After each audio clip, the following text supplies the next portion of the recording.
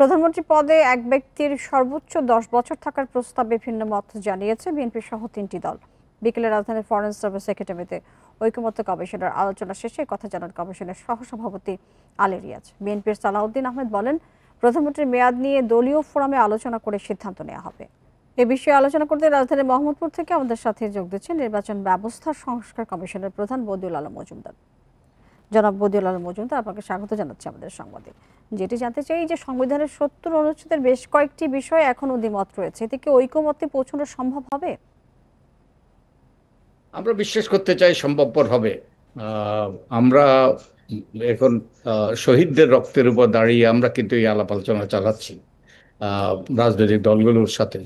তো আমি নিশ্চিত সবাই একটা সুন্দর বাংলাদেশ, একটা আত্মনির্ভরশীল বাংলাদেশ, একটা গণতান্ত্রিক বাংলাদেশ, যে বাংলাদেশে ফ্যাসিবাদদের পুনরুত্থান ঘটবে না, সেই আকাঙ্ক্ষা পোষণ করে। তো আমি বিশ্বাস করতে চাই যে আমরা একটা পর্যায়ে পৌঁছতে পারবো। আমরা সেই লক্ষ্যে আলাপ আলোচনা চালিয়ে যাচ্ছি। তো আমি আশা করি যে এই আলোচনা ফলবতী হবে। আমরা আগামী মাসের মধ্যে একটা সনদে আমরা জাতীয় সনদ প্রণয়ন করতে পারবো এবং সেটা স্বাক্ষরিত হবে। জি, অনেকেই ৭২-এর সংবিধানের মূলনীতিতেও পরিবর্তন চায় না, কিভাবে সমঝোতা হবে তাহলে? আসলে হ্যাঁ, ওই যে প্রত্যেক দলেরই ভিন্ন ভিন্ন তাদের অবস্থান আছে, তাদের দলীয় অবস্থান, তাদের নীতিগত অবস্থান আছে। তো আমরা ঐক্যমত্যে পৌঁছার চেষ্টা করছি। তো ঐক্যমত্যে পৌঁছতে হলে তো সবাই যদি তার অবস্থানে অনড় থাকে, তাহলে তার ঐক্যমত্যে পৌঁছা যাবে না। তো আমি নিশ্চিত যে রাজনৈতিক দলগুলো ছাড় দেবে এবং এর মধ্যে কিছু কিছু ক্ষেত্রে ছাড় দিয়েছে তারা। কতগুলো মৌলিক বিষয় এখনো আমাদের মধ্যে দ্বিমত আছে, রাজনৈতিক দলগুলোর মধ্যে দ্বিমত আছে।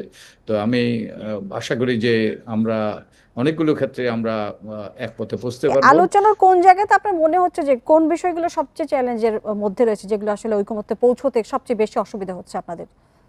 সবচেয়ে বেশি অসুবিধা হচ্ছে যে জাতীয় সংসদের উচ্চকক্ষে কিভাবে উচ্চকক্ষে নির্বাচন হবে সে ব্যাপারে দ্বিমত আছে।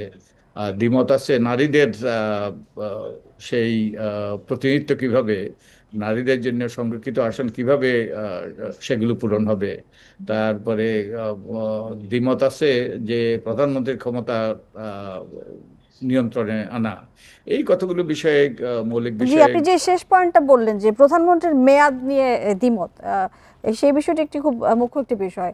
সেই বিষয়টি আসলে কি সমাধানযোগ্য বলে আপনি মনে করেন? এই বিষয়টিকে আসলে মেনে নেবেন যারা দ্বিমত পোষণ করছেন?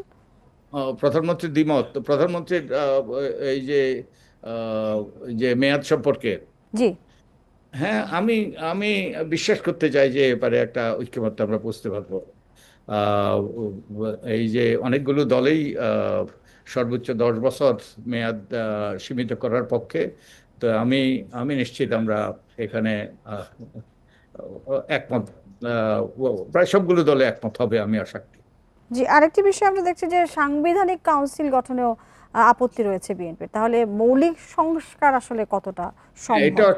এটাও একটা বিষয় যেখানে দ্বিমত আছে। তো